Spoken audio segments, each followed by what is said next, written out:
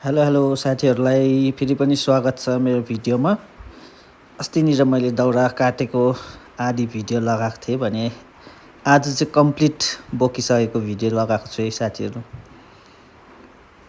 दाउरा बर्खाको कटाइ भएर पनि बोकाइ हुँदैछ यहाँनिर भने चाहिँ। तर यो भिडियो चाहिँ मैले 3 दिन जस्तोमा मात्रै बनाएर लगाएको छु, किनभने यो अगाडिको दिनको हो। 1 दिन 2 दिन बोक्यो फेरि पानी आइहाल्छ हो। पानी परेकोले गर्दा आज चाहिँ सके डल्लै बोकेर, त्यसले गर्दा चाहिँ फुल भिडियो अपलोड गरेको छु। साथीहरू सबै फेसबुक फ्यामिली, युट्युब फ्यामिलीहरूले पनि यसो हेरेर सपोर्ट गरिदिनुहोस् होला है, लाइक कमेन्ट गरिदिनुहोस् होला। अब हाम्रो इन्डियामा अहिले है सबै कुराको सर्टेज भइरहेको छ एलपिजीहरूको। त्यसले गर्दा अब सिएमले पनि है, स्टेटको सिएम सरले पनि भनेअनुसार दाउरा काट्नुपर्छ भन्दै थियो।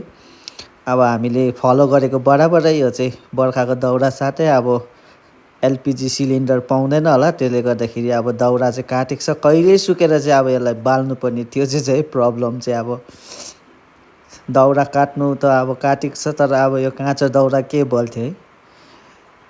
साह्रो चाहिँ साथीहरू अब सबैलाई थाहा भएको सिचुएसन हो। त्यसले गर्दाखेरि अब दाउरा चाहिँ काटेको छ, हामीले काट्नु चाहिँ अब सुक्नु चाहिँ कहिले सुकेर बाल्नुपर्ने हो। हेर्दै गर्नुहोस् होला साथीहरू। कामहरू चाहिँ यस्तै छ हाम्रो चाहिँ बस्तीमा बसेपछि। भारी लगाउनु चाहिँ यहाँ साह्रो मलाई अप्ठ्यारो भएको थियो, किनभने चिप्लो जग्गा छ नि त हाम्रोमा। अलिकति है भिर खालको पाखा छ जग्गा। त्यसले गर्दा डोको अराउनु पनि साह्रो पऱ्यो मलाई। फेरि त्यहाँनिर उठ्दाखेरि साह्रो चिप्लिने खालको जग्गा भएकोले गर्दा मलाई यहाँनिर अलिकति भारी मिलाउनु साह्रो परेको छ।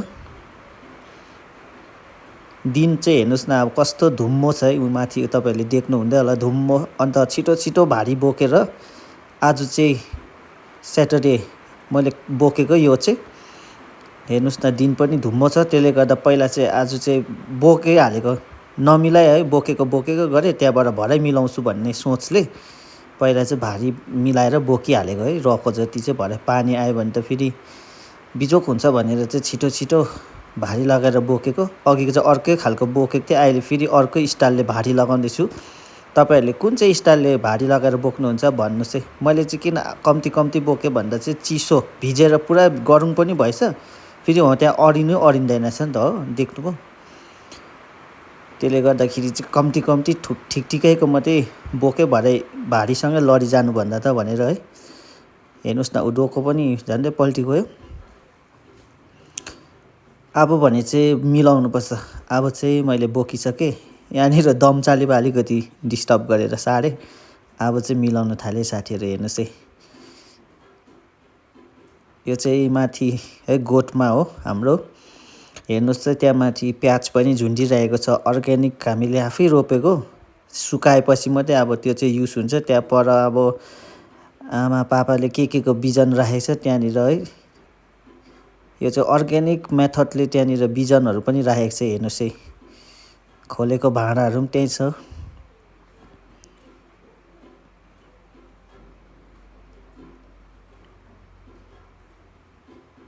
हाम्रोतिर चाहिँ सबै अर्ग्यानिक मात्रै हुन्छ, सबै सागसब्जीहरू रोप्नु ओर्नु सबै।